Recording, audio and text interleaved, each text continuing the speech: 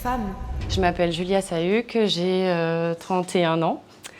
Je suis maman d'un petit garçon qui s'appelle Maë, qui a 2 ans.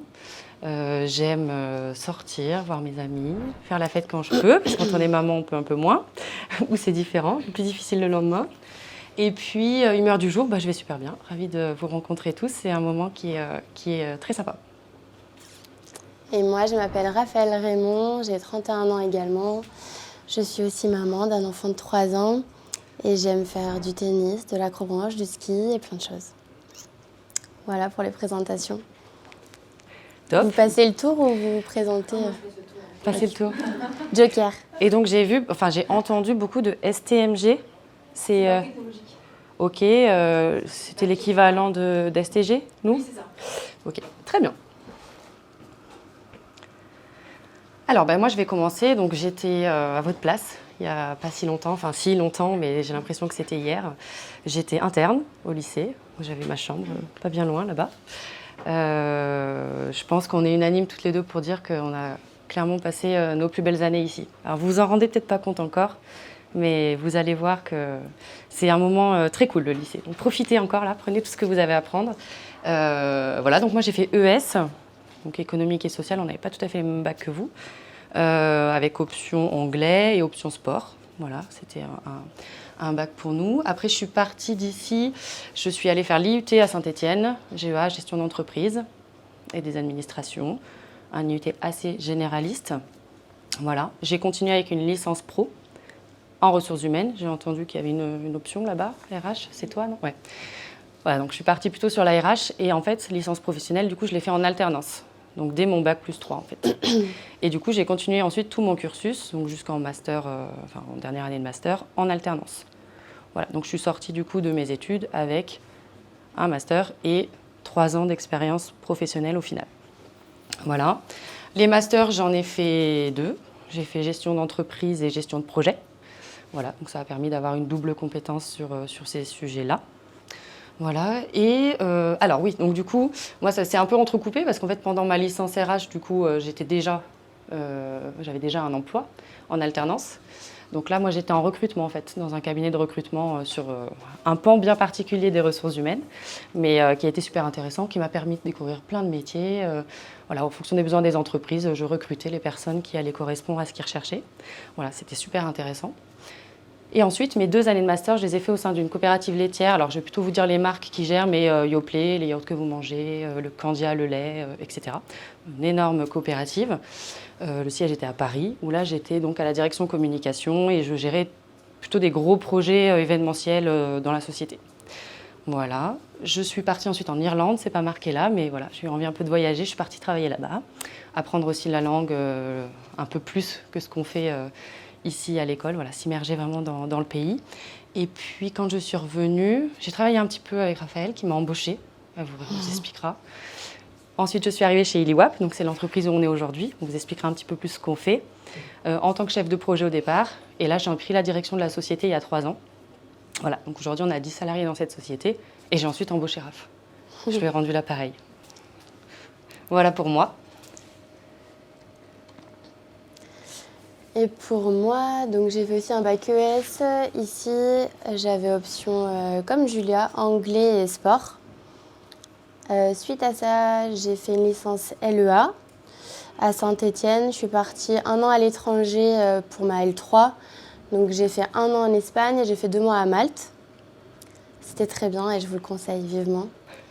J'ai ensuite fait un Master 1 LEA sur Lyon et après en Master 2, je suis partie en alternance à l'ESSEMA. C'est une école en alternance qui existe aussi à Saint-Étienne maintenant, où j'ai rejoint Julia, puisqu'elle était aussi dans cette même école, mais moi j'étais sur la branche commerce international et j'étais en alternance chez Norbert d'Entresang, qui est un transporteur routier.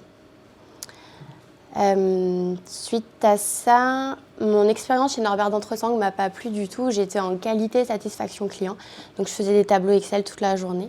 C'était pas très chouette. Donc j'ai dit bon, je vais me réorienter. J'ai passé un master en sciences de l'éducation. J'ai eu le master, mais j'ai pas eu le diplôme. Et au même moment, ma famille travaille dans l'acrobranche. On m'a proposé de devenir gérante d'un acrobranche au Puy-en-Velay.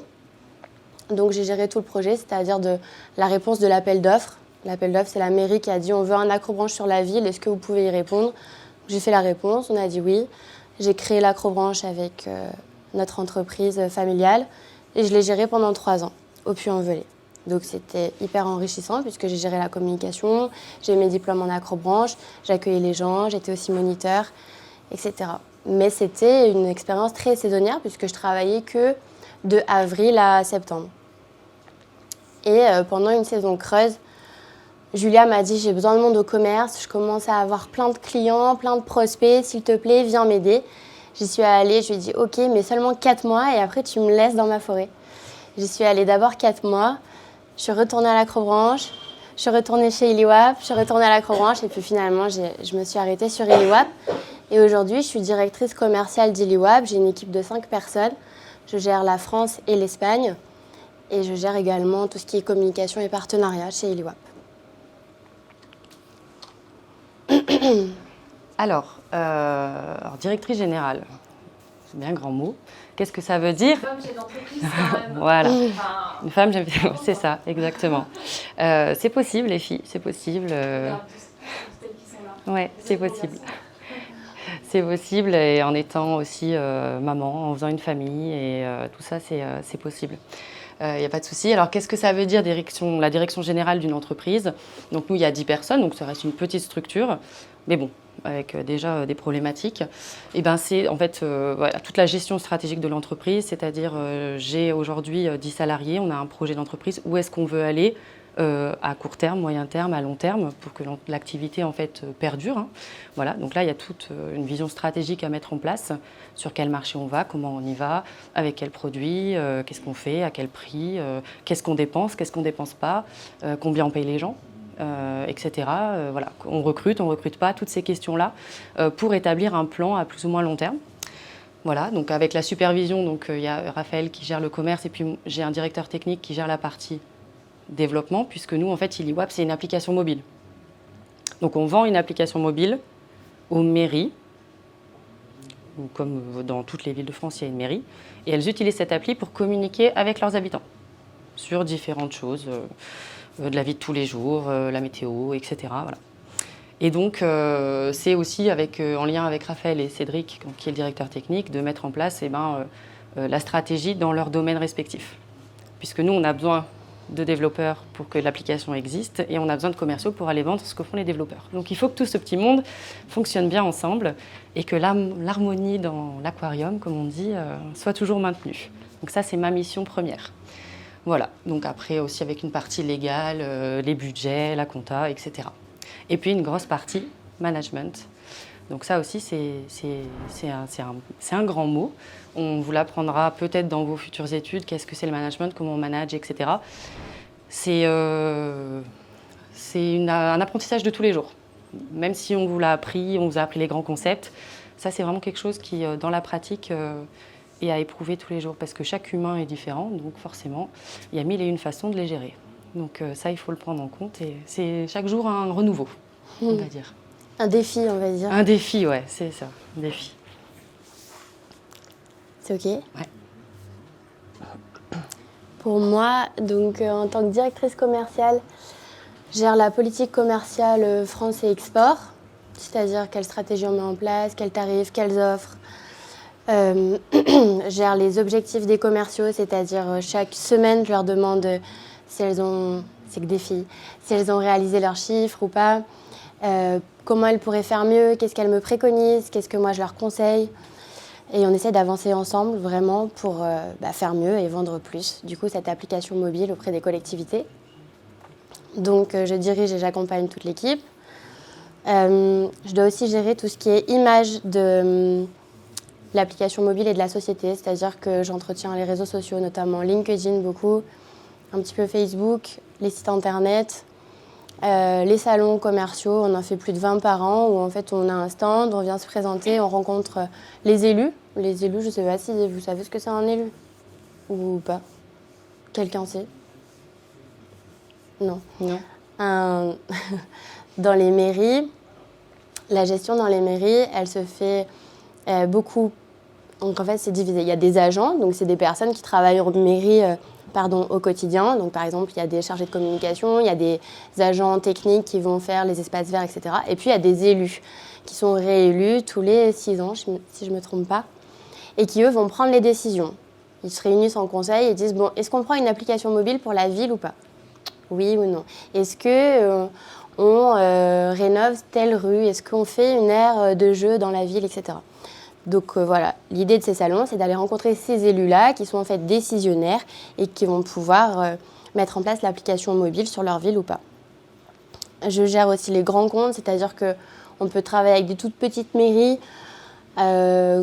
comme Mon Regard, je ne sais pas si vous connaissez en Haute-Loire où il y a 600 habitants, mais on peut aussi travailler avec des métropoles. Par exemple, là, on est en train de signer avec Saint-Étienne Métropole et les 53 communes membres, donc 400 000 habitants. Je travaille sur une veille concurrentielle, c'est-à-dire qu'on a aujourd'hui en France plus d'une trentaine de concurrents. Donc nous, il faut qu'on arrive à vendre, mais il faut qu'on arrive aussi à être en alerte par rapport à ce qui se passe à côté. On a beaucoup de projets qu'on perd parce qu'il y a des concurrents, mais il y en a aussi beaucoup qu'on gagne. Il faut arriver à trouver un équilibre et être en veille constante pour savoir ce qui se fait sur le marché, ce que nous, on devrait faire ou pas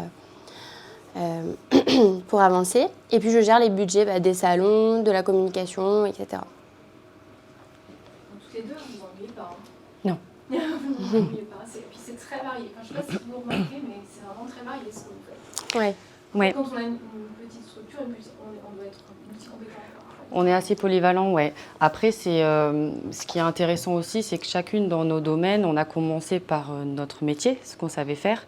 Et vraiment, après, les fonctions de direction, quand tu prends des équipes après à ta charge, ton métier change un petit peu parce que tu as aussi l'aspect, ce qu'on disait, management. Et puis, tu dois prendre les décisions, valider, etc. Donc, tu es quand même beaucoup sollicité. Donc, ton métier de base, celui pour lequel, à la base, tu as sûrement étudié, etc., change un petit peu. Et puis, tu finis par plus trop faire ton métier de base. Mais voilà, ça change. Mais c'est l'évolution logique des choses. Donc, après, c'est intéressant aussi. Mais oui, tout à fait. Raphaël, quand tu disais tout à l'heure, je faisais des tableaux Excel toute la journée. Enfin, voilà, il y a un fossé entre ce que tu fais aujourd'hui et ce que tu faisais quand tu étais... Totalement. Et pour avoir de l'expérience dans l'entreprise, moi je vous conseille à tous, si vous le pouvez, de commencer dans une start-up, même si c'est que 1 an ou 18 mois, parce que vous allez, en fait, on fait tout, c'est-à-dire qu'on va, quand je dis qu'on fait des salons, eh ben, je vais commander les bâches pour le salon, je vais voir si on a acheté suffisamment de café, je vais voir qui vient avec moi sur le salon, je vais gérer avec l'organisateur l'électricité, etc. Je vais voir s'il y a des partenaires à rencontrer sur le salon. Enfin, en fait, c'est une gestion vraiment globale. Et après, la communication, les réseaux sociaux, comment ça marche, l'algorithme, qu'est-ce qu'on va publier, les articles. Donc, en fait, c'est hyper varié. Tout ça dans un poste. Donc, en fait, c'est hyper enrichissant et c'est une très belle expérience. Donc, je vous conseille déjà d'aller à l'étranger, de voyager et après de travailler dans une start-up. Donc là, je ne sais pas si vous avez des questions sur nos métiers, ce qu'on a fait, pourquoi on l'a fait. C'est vrai que voilà, nous, on vous a exposé qui on était, mais peut-être vous posez vos questions. Comme dit Raph, je ne sais pas s'il y en a tout de suite, mais vraiment, moi, ce que je conseille aussi dans mon cursus, je l'ai éprouvé, c'est l'alternance. Allez-y. Allez-y vraiment. Parce qu'en fait, après, il y a des cursus qui ne le sont pas, des métiers très spécifiques où le parcours, entre guillemets, est dans une école bien spécifique, etc. Donc, tout dépend le projet. Mais si vous êtes sur quelque chose de très généraliste, allez faire de l'alternance parce qu'en fait, moi, j'ai commencé ressources humaines. Alors, je me sers de ce que j'ai fait et de ce que j'ai appris aujourd'hui dans mon métier. Mais je suis passée par plein d'autres métiers ensuite. Mais ça, c'est l'alternance. J'ai même fait des métiers, je ne savais même pas que ça existait. Ça, c'est un métier, d'accord. On peut étudier pour ça, mais je ne savais même pas qu'il y avait des écoles pour faire ça. En fait, là, aujourd'hui, vous n'avez pas la vision globale du marché, de tout ce qui se fait comme métier.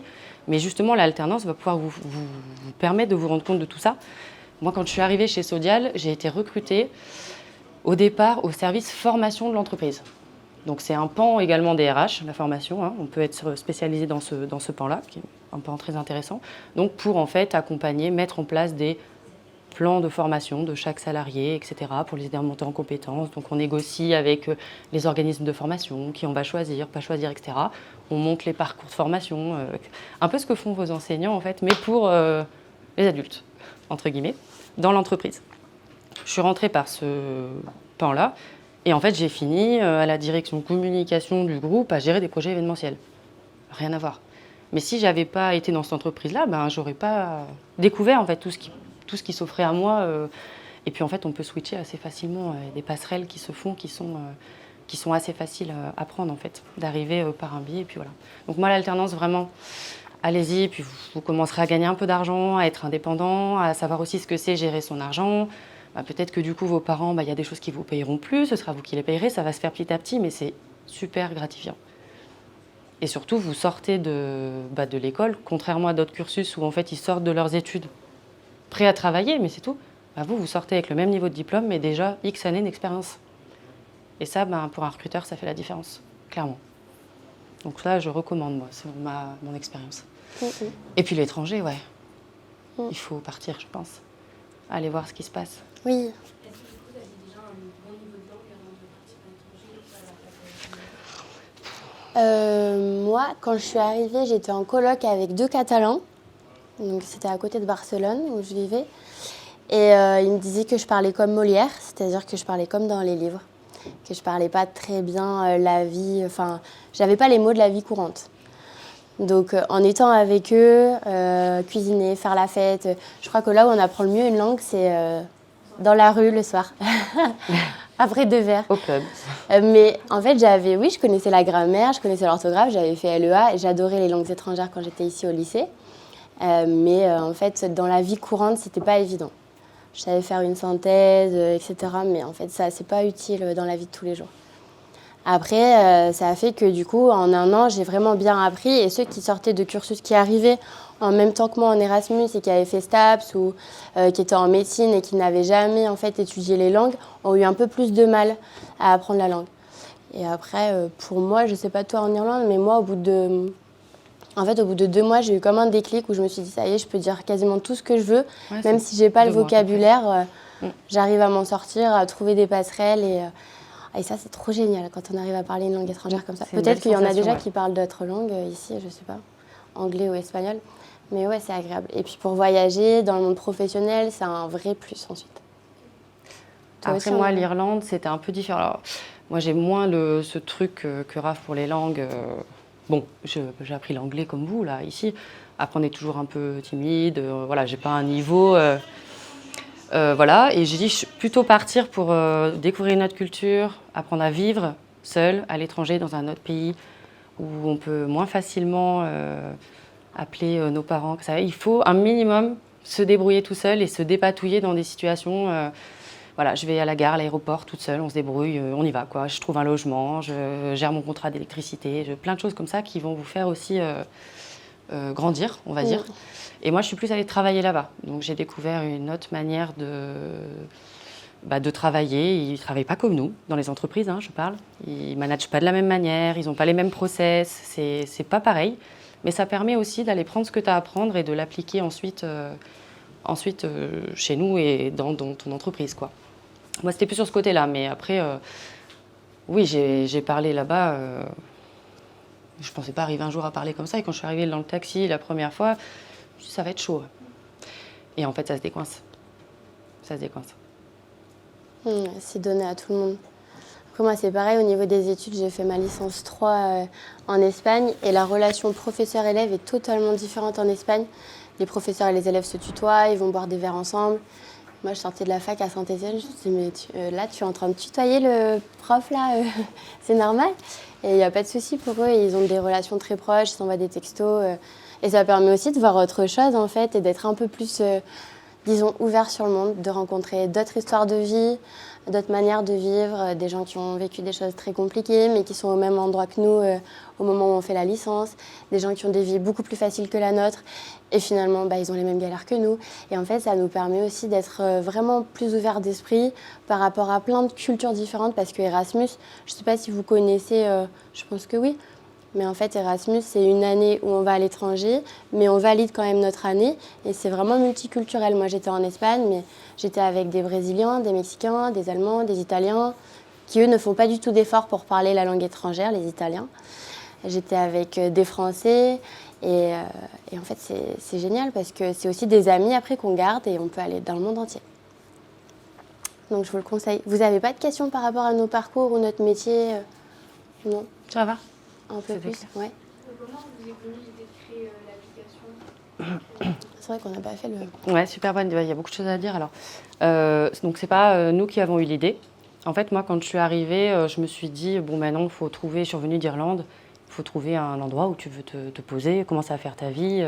Voilà, les études sont finies. Je suis partie à l'étranger. Maintenant, il faut s'installer quelque part. Donc, j'ai postulé à des offres un peu de partout. Et le problème du métier de chef de projet, c'est qu'on peut être chef de projet de tout et n'importe quoi. Donc, pour arriver à se canaliser et à savoir vraiment ce qu'on veut faire, c'est vachement compliqué. Parce que tu peux faire tout et n'importe quoi. Bon, voilà. Et puis, après, tout dépend aussi où vous voulez vous implanter. Mais autour de chez nous, bah, c'est quand même très industriel. Ou alors, il faut tout de suite partir, Saint-Étienne, Lyon. Tout dépend de votre projet de vie aussi. Mais il faut s'adapter au marché qui s'offre à toi, là où tu veux faire ta vie, en fait, et t'implanter. Bon, basta. Et je m'étais dit, jamais l'informatique. Bon. J'ai fini dans l'informatique, donc ne jamais dire jamais, comme quoi. Et il y avait cette offre-là, et en fait, j'ai rencontré le dirigeant d'un groupe informatique auquel notre filiale appartient, et il m'a vendu son projet. Il m'a dit, voilà, j'ai une appli, bon, c'est un bout, j'ai fait faire à mes développeurs, maintenant, il faut que ça marche. Donc, est-ce que tu relèves le défi ou pas? Donc, j'avais 25 ans à l'époque, et j'ai dit, bah allez. Mais on partait d'une feuille blanche où il y avait un bout d'appli qui avait été codé, mais qui, au final, comme elle était faite, n'était même pas vendable en l'état. Donc il a fallu faire tout un travail de réadapter le produit, alors que ce n'était pas... Moi, je ne suis pas développeuse, donc ce n'est pas mon métier. Mais voilà, d'arriver à analyser le marché, qu'est-ce qu'il faut faire, ne pas faire, quelles sont les attentes sur le terrain pour pouvoir adapter le produit. Et donc il a fallu tout monter de A à Z, le projet. Donc ça a été petit à petit parce qu'il fallait faire... Il n'y avait rien. Combien on le vend, à qui, qu'est-ce qu'on fait, pourquoi on le fait, etc. Et donc au bout d'un moment, comme dit Raph, je me suis retrouvée un peu submergée parce que tu ne peux pas être standardiste, secrétaire, gestionnaire, comptable, avocat parce qu'il fallait faire les contrats, économiste parce qu'il fallait analyser le marché. Enfin, au bout d'un moment, on ne peut pas tout faire. Donc je dis, bon, déjà la partie commerce, on va essayer de la détacher et puis à donner ça à quelqu'un qui a aussi de l'appétence pour ça. Donc Raph est arrivé et puis ça s'est fait petit à petit. Voilà. Mais à la base, moi, je suis arrivée en tant que gestionnaire du projet. Et ce métier de chef de projet, il est compliqué parce qu'en fait, votre mission, ça va être, vous avez un projet, il va falloir le mener à bien. Mais pour ça, vous allez devoir travailler peut-être avec plein de personnes différentes, qui font plein de métiers différents. Et ces personnes-là n'ont souvent pas le lien hiérarchique avec vous. Donc, vous ne pouvez pas leur donner un ordre et leur dire il faut faire ça là maintenant.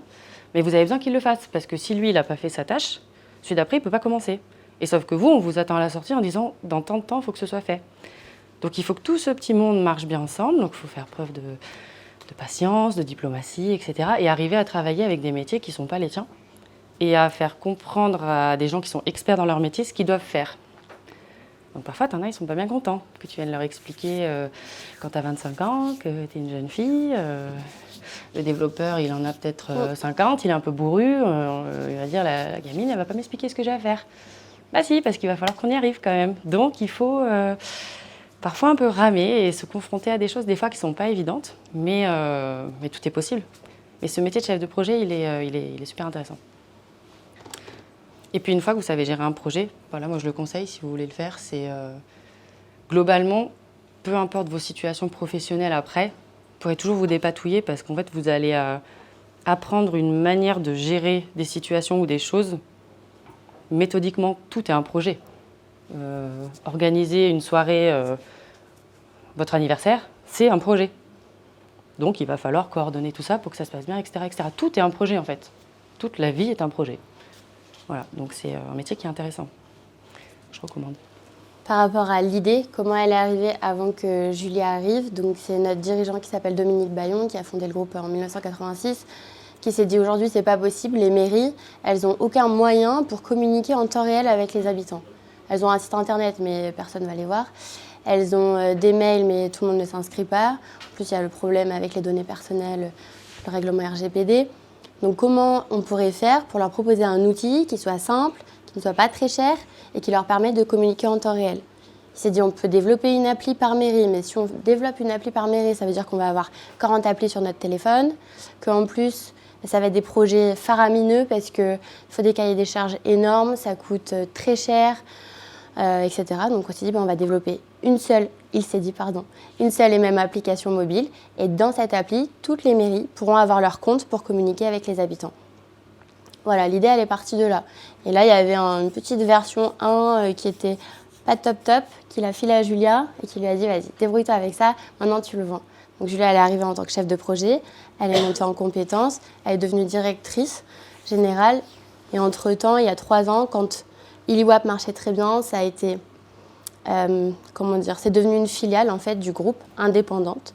Elle est devenue directrice générale et on est devenu, donc Julia, Cédric qui est le directeur technique qui développe et moi-même au commerce, on est devenus associés, c'est-à-dire qu'on a des parts dans la société. Ça, c'est notre dirigeant qui nous a accordé ça. Il s'est dit, voilà, eux, je leur fais confiance, ils travaillent bien, ils m'ont permis de développer mon idée et d'en faire une société, donc je les associe au projet. Donc on a des parts dans la société. Voilà, c'était un petit peu ça la question aussi, pour compléter. Et après, il y a d'autres salariés. Vous avez rencontré d'autres personnes, elles sont venues au fur et à mesure. Comment ça s'est passé ? C'est ça. On a mis la priorité. Donc au début, il y avait donc le directeur technique Raphaël et moi. Et puis ensuite, le plus gros besoin a été au commerce puisqu'il fallait aller vendre la solution pour aussi ramener des sous. Parce que c'est le serpent qui se mord la queue. Si on a des sous, on peut embaucher. Et si on embauche, on a plus de sous. Enfin bref. Donc c'était vraiment ça le principal. Donc c'est l'équipe commerciale qu'on a étoffée en premier. On est venu recruter 1, 2, 3 personnes, etc. Et ensuite donner des renforts sur les équipes techniques aussi parce que au bout d'un moment, il faut aussi. Donc ça s'est fait un petit peu au fil du temps. Mais nous, le gros boom, en fait, il est venu avec le Covid, clairement. Parce que monsieur le maire de Monistrol-sur-Loire, qui, lui, une appli, j'ai pas envie de m'embêter avec ça, il y a plein d'autres projets beaucoup plus conséquents que ça, je ne vais pas aller mettre de l'argent dans une appli. Et du jour au lendemain, monsieur Macron parle sur TF1, tout le monde chez soi, merci beaucoup. Et il s'est retrouvé un peu le bec dans l'eau, monsieur le maire de Monistrol. Je prends l'exemple de Monistrol, mais ça dans toutes les villes de France, à se dire, un outil où je ne voyais pas l'utilité jusque-là, aujourd'hui je suis coincée parce que tout le monde est chez soi et je fais comment pour les contacter. Donc là, nous, ça a fait un gros boom, clairement. Le boom a été à ce moment-là. Voilà. Ouais, dis-moi. Et une fois que vous avez eu votre bac, vous avez mis combien de temps à être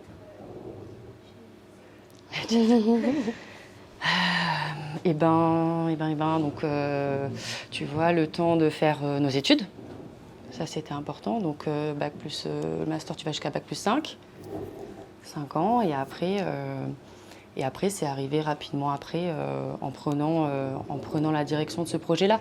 Mais tu vois, là ça fait 3 ans qu'on est vraiment à la direction et que t'es chef quand t'as des gens sous toi, parce que sinon t'es juste chef de toi-même et de ta soupe, entre guillemets. Donc on a eu un long moment aussi, on n'était que 3 à être chacun chef de nous-mêmes et de nos responsabilités. Mais à partir du moment où t'as des gens sous toi, là on va dire que c'est depuis en gros 2020, donc tu vois, ça fait vraiment 3-4 ans. Donc on avait... on a mis presque 10 ans, dans Iliwap. Depuis qu'on a eu le bac ? Ouais, parce ouais, que il a bien fallu ça. En 2010. Ouais, tu vois. Mais ça peut arriver avant. Mais ça peut arriver Ou avant. après, bien après des fois. Ça peut arriver ou jamais. Parce que là, ça nous permettra de très belle transition, d'enchaîner avec après. Tout dépend le projet de vie. Il y a des gens, nous on a des gens dans l'équipe, même si demain on veut les faire évoluer, il y en a, ils n'ont pas envie de manager. Ils n'ont pas envie, c'est pas leur truc. Ils aiment être dans leur mission, ils savent ce qu'ils ont à faire, etc. Gérer des gens, ça les intéresse pas. Parce que c'est pas quelque chose qui les anime, ils en ont pas envie. Tu vois, il y a aussi qui tu es toi, ton caractère, ce que tu as envie. Et tout le monde ne peut pas diriger, et heureusement, parce que sinon, Jack, il y en a qui sont en géopolitique, c'est déjà un peu le contexte, vous avez vu, c'est que des jeux de pouvoir qui se passent, donc Jack, c'est un peu compliqué. Si tout le monde était en capacité de diriger, ce serait costaud. Donc heureusement que c'est pas le cas. Il faut de tout. Et tu vois, ce que je parlais d'un aquarium dans une entreprise, tu as des gens, ça va être les petits poissons, mais tu as besoin des petits poissons pour que les gros puissent vivre aussi. Tu as besoin pour entretenir que les algues poussent bien, etc. Enfin, tu vois, tu as besoin de tout dans un aquarium pour que ça fonctionne bien. Mais alors, la question de Pauline, c'est aussi, est-ce qu'à leur âge, est-ce que vous saviez que vous aviez ce projet-là déjà au Pas lycée ? du tout. Pas du tout. Alors moi, pour être honnête, je ne savais pas ce que je voulais faire au lycée. Je ne savais pas du tout. Donc à partir de là, il a fallu faire les vœux, comme c'est le cas Ceux qui sont en terminale, vous allez faire vos vœux là. J'ai Comment vu ça que c'était ouvert s'appelle déjà. Parcoursup, voilà. Ouais, mais quand tu sais pas ce que tu as envie de faire, c'est vachement compliqué. Si je me trompe, si je choisis pas le bon cursus, j'aime bien, j'ai découvert des choses à l'école, mais de là en faire un métier, mais quel métier il y a derrière voilà, c'est vachement compliqué. Que c'est pas forcément. Raphaël, si tu as fait des études de langue, aujourd'hui tu te sers des langues, mais tu fais aussi plein d'autres choses. Ouais, je m'en En fait, c'est sers ça. pas beaucoup. C'est Je ça. fais d'autres choses. Je suis en train de m'en servir de plus en plus, mais du coup, j'ai mis presque 10 ans à m'en servir vraiment dans mon métier. Mais ce que je veux dire, c'est qu'au final, moi, je ne savais pas ce que je voulais faire. Du coup, j'ai dit, je vais partir sur un cursus généraliste qui va me permettre d'avancer dans les études sans avoir à me positionner tout de suite sur vraiment un métier précis. Donc, les UT, GEA. Où là, tu découvres aussi plein d'autres métiers. La gestion, les achats, la communication, les ressources humaines. Tu vas balayer en fait un certain nombre de domaines qui vont t'aider. Et puis après, tu viens affiner petit à petit. Tu vois ce que je veux dire ? Donc c'est au départ, moi en sortant du lycée, je me disais pas tu vas avoir une boîte à 30 ans, diriger tant de personnes et vendre une application mobile. Qui n'existait pas encore. Qui n'existait pas, enfin, tu vois, c'est impossible d'imaginer ça. Donc ouais, le témoignage, il est aussi de dire, et puis Raphaël et moi, donc pour la petite histoire, on se connaît depuis qu'on a 5 ans, qu'on était au lycée ensemble, vu qu'on a 5 ans, ouais, donc ça fait maintenant très longtemps. Je veux dire, on était, voilà, comme vous, vous avez peut-être à votre droite votre ami, comme nous, vous avez fait la maternelle ensemble, etc. Et on n'a pas du tout les mêmes profils, on n'a pas les mêmes passions, on n'a pas les mêmes, vous voyez, plus d'appétence pour les voyages, etc. On a fait le même lycée, mais pas du tout les mêmes études derrière. Bah, aujourd'hui, on bosse ensemble. Et ça marche. Vous voyez ce que je veux dire ? C'est qu'il faut aussi... si vous ne savez pas ce que vous voulez faire aujourd'hui, c'est pas grave. Au contraire, c'est pas grave. Ouais, il y a des dur, c'est de cursus. se jeter à l'eau. Ouais. Ce qui est dur, c'est de se jeter à l'eau et de se dire et si je me trompe ? Raphaël, je témoigne à ta place, elle a fait LEA, après elle a fait un master en commerce international et après elle a passé le concours d'instit. Parce qu'à un moment donné de sa vie, elle a voulu changer et tu as voulu découvrir d'autres choses. Tu t'es dit, en fait, j'aime bien les enfants, pourquoi pas instit, enseigner, trop bien. Pas eu le concours, bon, on part sur autre chose, j'ai un accrobranche. Ok, rien à voir, mais aujourd'hui, elle s'est stabilisée.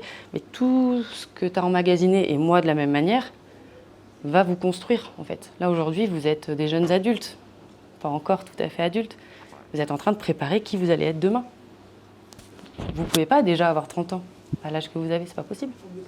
Et non, il ne vaut mieux pas, ce serait chiant sinon. Mais voilà, on peut pas, donc c'est pas grave en fait. Et balayez ce qui peut s'offrir à vous. Et si vous vous trompez, il y a aussi beaucoup de passerelles qui existent entre les diplômes, en fait. Donc c'est pas grave. Dans les métiers de l'entreprise, ouais. Ouais. Vous faites aujourd'hui je sais pas, j'ai pas d'exemple. Peut-être pas entre la médecine et nous, mais... Oui, alors tout dépend. Si vous voulez être chir, bon.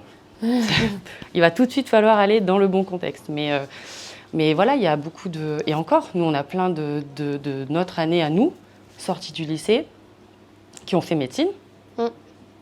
Et après, je ne sais pas pourquoi, ça se passe souvent comme ça. Et en fait, ils partent en droit derrière. Bon, ils ont loupé la première année de médecine, boum, ils sont partis en droit. Alors souvent, droit de la médecine, droit très spécifique, mais pourtant, avocat, médecin, rien à voir. Et en fait, ils ont fait le saut de cette manière-là. Il y a des personnes qui vont partir en école d'infirmière et qui vont se dire, au bout de 3 ans, je peux avoir l'équivalence, je passe le concours de kiné. Et je fais kiné sans avoir fait la première année de médecine.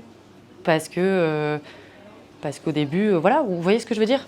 C'est très dur de savoir. Et toutes ces passerelles-là, vous ne les voyez pas aujourd'hui parce qu'il y en a tellement et c'est normal.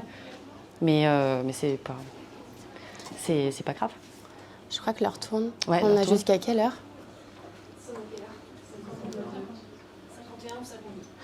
Alors juste avant de vous laisser, moi je voulais vraiment vous parler de quelque chose parce que du coup par rapport à la question ça s'enchaîne bien. Je ne sais pas si vous connaissez l'ikigai. Vous connaissez pas ? En fait l'ikigai, je vais vous montrer le schéma, ce sera plus rapide. C'est en fait arriver à trouver l'ikigai, c'est arriver à savoir ce que vous aimez, ce dont le monde a besoin, ce qui peut vous permettre de gagner de l'argent. Donc ce que vous aimez, ce dont le monde a besoin, ce pourquoi vous pouvez être payé et ce dans quoi vous êtes doué. Ce que vous aimez, vous le savez à peu près là, maintenant, aujourd'hui. Vous avez tous un peu dit au début, vous aimez tous des choses. Le sport, la cuisine, la pâtisserie, etc. Ce dont le monde a besoin, ça, il faut un peu s'ouvrir, voilà, aller voir ce qui se fait aujourd'hui. Puis à l'âge que vous avez, vous ne savez pas encore, c'est normal. Et après, ça, ce dont le monde a besoin, ça peut être aussi, franchement, le matin, quand je vais à la boulangerie, le dimanche, je trouve qu'il y a un truc qui est chiant, c'est ça. Et bien, vous savez que quand vous trouvez qu'il y a un truc qui est chiant dans la vie, ça peut devenir un projet, une idée et une entreprise. Il faut arriver en fait à s'ouvrir un petit peu l'esprit, à se dire, moi, j'ai envie d'améliorer la vie des gens parce que j'ai trouvé que ça, c'était pas normal, ça pourrait être mieux, etc. Donc c'est ça, ce dont le monde a besoin. C'est pourquoi vous pouvez être payé. Parce que des fois, on a des passions, mais en fait, elles ne peuvent pas être rémunérées. En vivre, c'est compliqué. Ça Et arrive. ce en quoi vous êtes doué. Je suis douée en pâtisserie, j'aime ça. Je sais que le monde est gourmand. Et je sais que je peux être payée pour ça, très bien, je vais ouvrir une pâtisserie. Vous voyez, c'est un peu ça le concept. Et ça, vous pouvez l'utiliser dans tous les domaines. Et vous verrez que si vous avez envie de créer une entreprise ou même de trouver votre métier, vous pouvez l'utiliser, l'ikigai. Et en fait, les ronds, ils vont s'entrecouper. Et quand vous arrivez à ce que tout s'entrecoupe, là, ça, c'est votre... Ikigai. J'y arrive pas. Depuis ce matin, j'y arrive pas. Ikigai. C'est votre ikigai. Alors, et après, il y en a qui ne le trouvent jamais, il y en a qui le trouvent tout de suite. Mais parfois, ce schéma-là, il aide un peu à faire le tri, tu vois, dans ta tête, à te dire... j'adore ça, mais je ne peux pas en faire mon métier, mais peut-être que par effet ricochet, je pourrais m'en servir pour autre chose, etc. Donc ça, bon, après, on vous le donnera si vous voulez regarder un petit peu, mais c'est un exercice qui peut être sympa à faire. Vous vous posez chez vous, vous prenez une feuille blanche, vous avez 5 minutes, et vous dites, bon, j'aime faire quoi ? Ok, c'est quoi qui... je suis douée en quoi ? Ou je suppose l'être. Voilà, un peu une petite introspection qui peut vous aider un petit peu à peut-être orienter votre choix. Moi, j'ai souvent réfléchi parce qu'entre l'acrobranche, j'ai aussi été serveuse. Mais tu es sciences encore de en l'éducation, ikigai permanent, toi. Ouais. J'ai 1000 idées par jour. Ouais. D'ailleurs, on est en train de créer 3 nouvelles applis, on a plein d'idées. Donc c'est le feu aussi, c'est trop bien d'avoir plein d'idées et de se dire que ça peut marcher. Donc en sortant du bac, vous pouvez créer votre entreprise. Si vous avez besoin, vous venez nous voir et on vous aidera un peu. Alors moi, je voulais faire une petite morale. En 1 minute, la morale. Et les messages que je vais vous passer, c'est n'ayez pas peur de l'avenir. Enfin, de votre avenir, ça peut faire peur, c'est flou. Mais en fait, c'est normal que ce soit flou. Ou pour certains, c'est très clair. Mais c'est pas grave. Il y en a peut-être pour votre ami, ce sera super clair. Vous, pas du tout. Vous allez vous dire, punaise, mais ils savent tout ce qu'ils ont envie de faire. Et pas moi. Je fais quoi ? C'est pas grave, en fait. L'avenir va vous éclaircir. Vous éclaircir, exactement. Ne jamais douter de vos capacités. Ça, c'est super important. Et il faut avoir confiance en vous. Et ça, je le dis pour vous tous, mais d'autant plus pour vous les filles, parce que en fait, c'est le monde dans lequel on est, et c'est d'autant plus vrai où quand vous allez entrer dans le monde professionnel, sur certains domaines d'activité, quand vous allez atteindre, pour certaines, je l'espère, des postes de direction, c'est quand même un monde plutôt masculin. Qu'on se le dise, hein, c'est comme ça, c'est la vie. Mais vous allez vous confronter parfois à des situations où ça peut être compliqué à gérer. Mais il ne faut pas se démonter, il faut avoir confiance en vous, en ce que vous valez. On peut mener une carrière, on peut être maman en même temps, on peut garder ses amis, on peut continuer à voyager. Tout ça, c'est possible en fait. C'est compatible. Et tout le reste, il faut que vous disiez, quand on veut, on peut. Ça, c'est hyper important. Et moi, j'ai une petite anecdote de choses qui étaient, parce que on est plutôt préservés, puis on est on était dans un chouette lycée, on est en Haute-Loire, enfin c'est quand même, on est assez préservés vis-à-vis de ce qui se passe un peu autour. Donc moi, j'étais un peu dans ma bulle, puis moi j'ai 2 autres sœurs, donc je suis quand même une famille de filles, pas trop, voilà. Et en fait, c'est une petite anecdote professionnelle où je pars en rendez-vous dans une grosse commune, une grande ville. Et j'étais avec le fondateur dont vous a parlé Raphaël, qui est quand même un monsieur d'un certain âge, qui était mon dirigeant à l'époque. Et on s'assoit et on parlait avec le monsieur qui nous recevait, donc qui était le client qu'on était censé convaincre. Et j'ai vécu pour la première fois de ma vie le sexisme. Je ne connaissais pas. Et en fait, ce monsieur, on était comme de toi à moi. Hein. Il n'y avait personne d'autre dans la pièce, hein, à part le monsieur avec moi. Et c'était vraiment perturbant parce qu'en fait, je lui parlais, mais il ne m'a pas regardé du rendez-vous. Donc, je ne sais pas la sensation que ça peut faire, mais quand en fait, t'es que 3 dans la pièce et vraiment, dans tout le long, t'as pas un regard, quoi. Bon, j'ai dit, ok, peut-être pas vu. Je pense pas que c'est ça. Ok, bon, mais en fait, sur le moment, il y a plein de choses et puis tu dois mener ton rendez-vous, donc tu sais pas trop ce qui se passe. Et même quand je lui parlais, il ne répondait pas à moi, il répondait à mon collègue. Donc, c'est hyper perturbant. Donc, quand tu vis ça, je suis sortie, donc je dis à mon dirigeant, j'ai un problème, non? Elle m'a dit oui. Donc j'ai vraiment, cette fois-là, je me suis dit waouh, ah ouais, ça existe quoi. Et en fait, c'est pas grave. Et c'est pas grave. Et lui, j'ai dit next. Mais il faut pas le prendre pour soi parce qu'il y a des gens, en fonction de sa sensibilité, ça peut démonter quelqu'un quoi. Moi, j'aurais pu dire mais je veux plus du tout faire ce métier, mais si tout le monde me fait ça, ou avoir la peur au ventre la prochaine fois que j'allais en rendez-vous, qu'il y avait aussi des hommes. Mais en fait, non. C'est des cons, il y en a partout, c'est pas grave. Ce genre de situation aussi. Démontez-vous pas. Et on peut accéder à des postes de direction même en étant une femme. Ça, c'est hyper important. Un homme aussi. Et un homme aussi, mais bien sûr. Et on les adore. Nous, on est une équipe hyper mixte et c'est super bien. Mais c'est un peu le discours de ce que j'ai vécu en tant que femme. Ça existe et c'est la vie, c'est pas grave. Et vraiment, le réseau, c'est hyper important. Travaillez votre réseau dès maintenant. Parce que tous les gens que vous avez aujourd'hui, vous pouvez les recroiser demain. Partez toujours en bon terme avec tout le monde. Vos professeurs, vous en rendez peut-être pas compte, mais en fait, quelqu'un où aujourd'hui on n'a pas l'impression que... Regardez-nous, on n'était pas destinés à travailler ensemble. Bon, on est amis par ailleurs, mais je veux dire, on se retrouve 10 ans après à travailler ensemble. Vous ne savez pas qui vous pouvez recroiser dans votre vie pro, donc c'est vraiment important de dès maintenant travailler votre réseau et l'entretenir. Vous êtes déjà en train d'en faire du réseau. Déjà, vous tous, c'est un réseau là. Donc tout ça, travaillez-le parce que dans la vie pro, on en a vraiment besoin. Vous pouvez noter nos emails si vous Ouais. voulez venir nous rencontrer, si vous voulez nous appeler parce que vous êtes en doute sur votre avenir. On vous répondra.